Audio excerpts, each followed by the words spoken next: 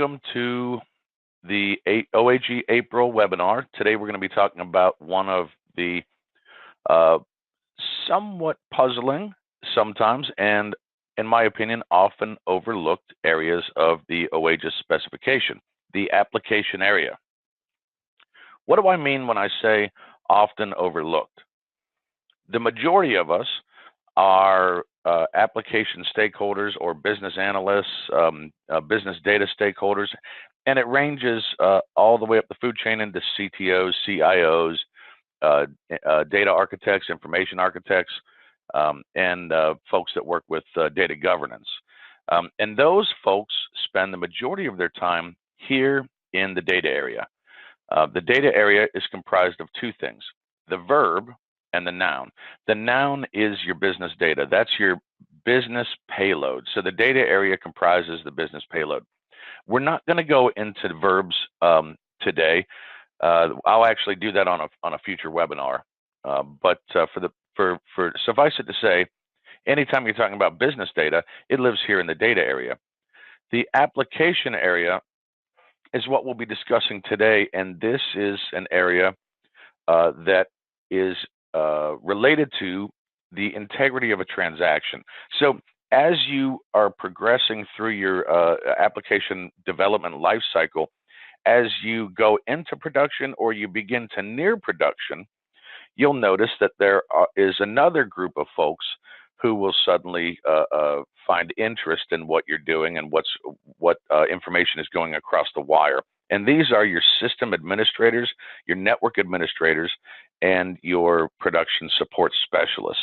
And this is the area of the OAGIS specification that they spend most of their time in.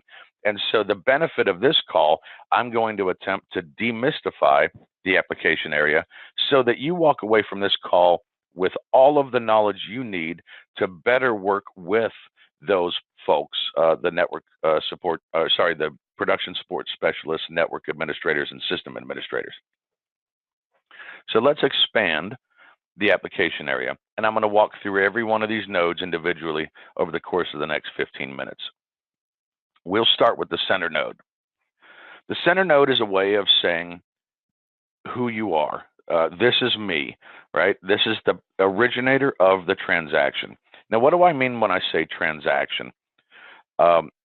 Transactions need to adhere to or contain acid-like properties. What do I mean when I say acid? Acid has nothing to do with Timothy Leary in the 60s. It's an acronym standing for atomic, consistent, isolated, and durable. Those are the four properties that must be present in for a transaction to be considered a truly reliable transaction. That is to say, if your transaction offends or violates any of those four properties, you are likely to encounter some sort of error or exception at some point. Now, you could go into the data area and go into the noun and hack one or more of these nodes in here to make your transaction-related information present. The good news is you don't have to, because we have the application area and we support all transaction-related information and details here. So starting with the sender node, this is a way of saying who you are as the sender, the originator of the transaction. So we'll expand this, and we start with a logical ID. Now let's take a hypothetical scenario here and say that you have 4 servers all running either the same application or variants of portions of the application, and maybe they're load balancing each other, or you have a round robin scenario. The logical ID might say that in a large farm, you have 4 individual logical units, and this message is coming from logical ID number 2, meaning in a traceability scenario, you can trace this message back to the logical organizational unit within your server farm. Now we go to the second node, component ID.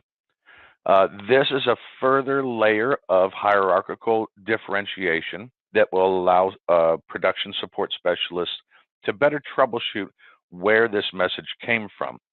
And the component ID would be the component of your software that gave birth to this message, if you will. So you may have several different layers within your software, or you may have several different components that encompass your software, and or that are encompassed in your software. And this is a great place to put that individual component ID that says, oh, it came from the data layer, or it came from the services layer, or the service facade layer, etc. And then we get down to a node that you're probably not going to use much. It's just another layer of granular control here, where we say task ID. Task ID is very handy in asynchronous queued message systems where you have scheduled events that have to take place according to a scheduled time. You can think of these as applications that have no user interface. They are just events that occur whether they're on the cloud or on your local network. They are events that take place within your application, and they are assigned an individual task. This would be very similar to scheduled stored procedures if you come from a SQL Server world. Reference ID is a handy place to stick anything that means that this transaction was somehow related to some other transaction.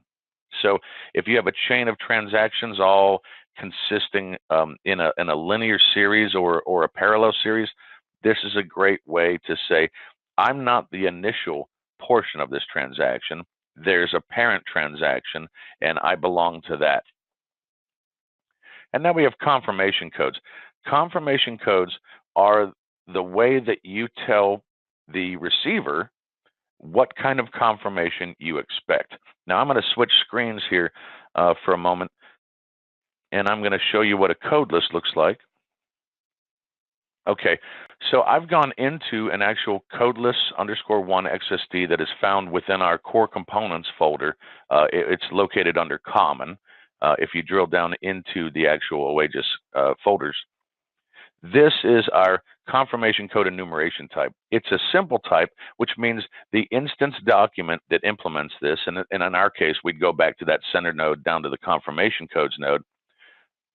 You'd see a simple type there, confirmation code, with a value. It's just a simple string value contained within the XML nodes. But you'll also notice that on line 221, underneath this simple type, we have declared that this is a restricted type. So inside of the restriction, these are the values you're allowed to use, 222 through 226. Now, if you come from an OAGIS 9 implementation, OAGIS 9 supports always, on error, and never. With the release of OAGIS 10, we have added on modification and on rejection. I'm not going to go too much into detail on these, but on modification is a good way to signify that a modification is going to occur. So when you put that into the verb perspective of OAGIS, a change verb will be later sent by the processing application, or will most likely be sent. So the initial application message preprocessor that accepts this message and possibly runs some data validation, schema validation, etc., may have some basic rules that say, as a hypothetical example, let's take our Lockheed member as an example here. Lockheed may implement a preprocessor with a basic rule that says you are not allowed to order more than 20 F-35 stealth fighter jets at one time. So someone's filling out a purchase order and they type in 10, but they fat finger it and they accidentally hit an extra zero and they order 100 F-35 stealth fighter jets. Their custom preprocessor on Lockheed's network, whether it's enterprise service bus technology or integration layer technology, may have a basic rule that says do not allow anything over 20. And the on modification may fire rather than the on error and the on rejection. You might implement an on modification that says, hey, here's a confirmation BOD, confirm BOD coming back to you, and we're dictating that you asked for 100 and we will fulfill 20. The system will later get an acknowledged purchase order message back from the processing application, and that acknowledgement will further confirm that, yes, you asked for 100, we will fulfill 20, at which point you're allowed to further that communication within the verb-noun combination pair and fire back yet another change saying, we don't want 20, we want 10. All right, so I'm going to jump back into the initial application, which is XML Spy, and we'll jump back into this. So authorization ID, this is a handy way to say System A is talking to System B, and it is allowed to do so according to this authorization ID. So System B would say, in order to talk to me, you must include this key that is basically your permission. It's your hall pass to talk. This is a really common scenario that you see with enterprise service bus technologies. You're not allowed to just drop a message on the bus. You have to include some sort of key. And then we have just the generic ID. This is a great way to say, here's the ID of me as a sender, and it's 0 to many, so it's optional. In fact, most of these are optional. You'll see the min occurrence is 0, confirmation codes 0, reference ID 0. So ID is 0 to many. If you want to use the identifier, you can, and if you want to use and abuse the identifier, you can stick any number of IDs in here. And as always, you can type code each one, and we'll talk about type code in just a second. But for now, just know that if you have a series of IDs, you can include all of them here. So that's the sender node. That's who I am. Now we're going to skip intermediary for a moment and jump to receiver. Receiver is who you are. So I'm the sender. I'm the originator of the document. We already discussed sender. Now we're talking about who you are on the other end of the fence as we process this message. The receiver is the intended party that should be processing this. Now again, logical ID can be used here. This is very rare. This is for, in my opinion, this is for tightly coupled systems where the sender has intimate knowledge of the receiver's implementation and says, I only want to be processed by logical ID 1, and then you have further down, drill down component ID 1. So there's not a lot of use of the receiver, to be honest, in the production world. The implementations where you see it, again, are for extremely large implementations where you might have a system that's processing 300 messages a second. And it's so critical that it scales at all times that there's no choice that the sender has to have intimate knowledge of the receiver. And so on a real world implementation, you may have an authorization ID that is specific to a logical ID or component ID on the receiver's end. And therefore, that authorization ID would be placed here, as well as the logical ID and or component ID information for the receiver. But for the most part, you're probably not going to use the receiver much. In terms where you would be an ID. The ID would be the unique identifier of the receiving application, and a great example of that, again, would be Service Bus technology. I have no knowledge of the receiving application or what it's built on or what it looks like. All I know is I've been assigned an ID that I place here in the receiver node ID node, and the service bus takes care of everything from that point forward. That is, in a sense, your itinerary. Now, speaking of enterprise service buses or message-oriented middleware in general, now we reach the point of talking about the intermediary node. Here you find logical ID, component ID, etc., as well as the receive date time and send date time. The intermediary would receive this message and then populate this receive date time, send date time. And why would they populate it? Because we have a creation date time here. This is populated by the system that generated this transaction. The intermediary is a middleman between the sender and receiver. So these dates and times are generally not sent. The send date time could be sent by the sender, or it could be used by the intermediary to say, this is the time I received it on the bus or middleware, and this is the time it was sent. And that's pretty critical for something we're just about to talk about, called the time to live. That's very important with transactions, especially long-running transactions, transactions that could take weeks, days, weeks, months, who knows. Let's jump down to the correlation ID because it's on that subject. We'll jump up to the signature in just a moment, but the correlation ID is used specifically for long-running transactions. Again, these are transactions that don't take place in seconds or minutes, but could take place in a really long period of time. And it just doesn't make sense to keep all of that current application memory running if you know that that process is going to take a really long time. So you fire off the message, and then you destroy all of the message infrastructure inside of the memory of the system that sent the message, and we call this process dehydration. So the process that generated the message and sent it makes a unique identifier called the correlation ID, places it here, and then goes to sleep. It dehydrates itself. Now, when that message comes back, the application that processed it, in this case, system B, the receiver, they can take that correlation ID and put it back inside of their message, and they are now acting as the sender. So they would include the correlation ID in their return message. When the party that originally sent the message receives the response much later down the road in time, they can look at the correlation ID and go, what was the process that was in the middle of processing this whole transaction?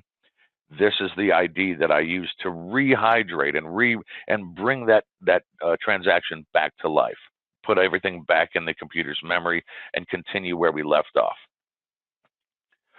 Signature supports any form of encrypted signature, whether it's SHA or different types of encrypted signatures. This is flexible and up to the implementation team on how it is used, but I will say this, it is most commonly used as a signature to identify the sender. So in other words, it's very common, especially in the B2B world, that the sender, all of this information here, it means nothing to them because somebody could have hacked the system. Somebody could have intercepted the message and said, I'm going to use my own logical IDs and component IDs so that I can hack the receiving system. The signature is a unique encrypted string that is unencrypted on the receiving side to better identify or perfectly identify the sender of that message. If they don't recognize the signature, that message is dumped and potentially a confirmed baud goes back as rejected or error or what have you. That said, you could, in theory, sign the entire message. That's another common implementation of the use of an encrypted signature. I don't recommend that for one reason, because the signature should not occur within the message itself. You don't usually find something self-signed like that where the signature is embedded inside of the message that it's signing, because now you're pushing the signature encrypted data down into either the data area and not the application area, or further down inside the data area. So if you want to sign the entire message, the recommended approach is to do that inside the header of the message itself, whether it's HTTP or TCP, etc. Scenario ID. At the business process level, when you get into the contextual nature of the message and how it's being used within a business process within your organization, you might find you have a lot of breakout at the granular lowest level where you have this is a finance and accounting related business process, and it is contained as a process purchase order within the order to cash or payment to cash scenario. But you might have lots of different scenarios that make use of the process purchase order baud, and therefore we allow you the control to say, this is the scenario ID that this particular process purchase order is associated with. And that's really good for long-term traceability and reporting purposes. you can see a lot of use of scenario ID with regard to historic visibility of what's going on across your wire. And then finally, we have the bot ID. Bot ID, you're gonna start hearing a lot more about the use of bot ID with the upcoming release of our new open source initiative that we've been working on for years now with NIST, the National Institutes of Standards and Technology, called SCORE. It used to be called SRT, Semantic Refinement Tool. It's now called SCORE, and it is used to take these ginormous BODs that we ship with our product out of the box that have hundreds and sometimes thousands of XML elements. This SCORE tool allows you to profile the BOD within the context of a business process and a context scheme, and take that BOD and say, of the thousands of elements, I'm only using 30. And so you check the 30 that you're using, and then you hit generate expression, and it spits out a much, much smaller version of our OAGIS schema. And I will give you another webinar probably in June as the SCORE product matures a little bit to walk you through that product. But I'm going to wrap this up really quickly because we're running out of time, and I want to save some time for questions. Every single or almost every node, a record node in XML schemas within our specification allows for the extension node. And let me give you a real world example of when you might use that. I mentioned earlier time to live. In the atomic transaction world, it's very common, especially with long running transactions, that you have this concept of time to live. This transaction was created here, there's the creation date time, but your service level agreement or SLA might dictate that that transaction expires and is no longer valid after 30 minutes. And so you might, that's not present in our application area. So you might come down here and say date time, and then type code it with time to live or expires on. And you type coded it, and that's your unique implementation. And you notice date time occurs 0 to many. So you can have any number of time to lives or date time implementations here. It's up to you. This is what we consider our most basic form of extension usage. And we will, again, also have a webinar upcoming that discusses extensions in greater depth, because it is a truly complicated topic when you get down into creating your own extensions and extending OAGIS in its full manner. You can create your own BODs if you wanted to. It's not recommended, but extensions is fully featured. So that wraps up the application area. It's not that complicated. It's fairly straightforward, but again, commonly overlooked because most people don't live in this world. They live in the data area world with where the business data payload lives. I really appreciate everyone's time and attendance today, and look forward to our May webinar where we will be discussing verbs in their entirety. And don't miss that one because it's going to be really, really thorough. Thanks again, and I'll talk to you next time.